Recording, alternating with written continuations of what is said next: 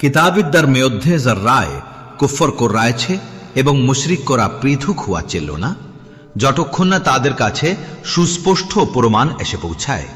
আল্লাহর পক্ষ থেকে একজন রসুল জেনেই পবিত্র সুহেফিয়া সমূহ তেলাওয়াত করেন, যার মধ্যে রয়েছে সঠিক ও শুদ্ধেরীয় বিধান সমূহ।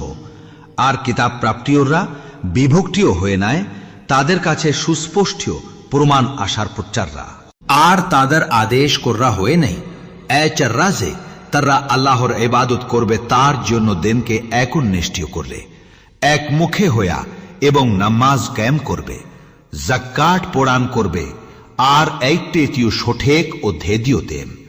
নিশ্চয়ই কিতাবিদ্দার মধ্যে যাররাই কুফর করবেছে এবং মুশরিক কররাও তারা জাহান্নামের আগুনে থাকবে, সেইখানে স্থায়ী ভাববে। আসলে তারাই শ্রেষ্ঠের মধ্যে স্বর্গীয় ক্রেষ্টীয়।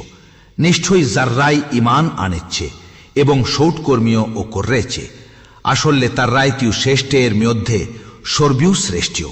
তাদের প্রতি দাঞ্চ কেবল তাদের প্রতি পাল্লুকার কাছে স্থায়ী জান্নাত সমূহ, যার নিচে দিয়ায় নড্ডে প্রবাহেটিও, আর তারাইও সেইখানে চিরকাল থাকবে। আল্লাহ পাক তাদের প্রিয়টে সন্তুষ্টিও হইয়াছেন এবং তারাও তার প্রিয়টে সন্তুষ্টিও। এইতেও তার জন্য যে এই তার প্রতি পাল্লুককে ভয়ে করে।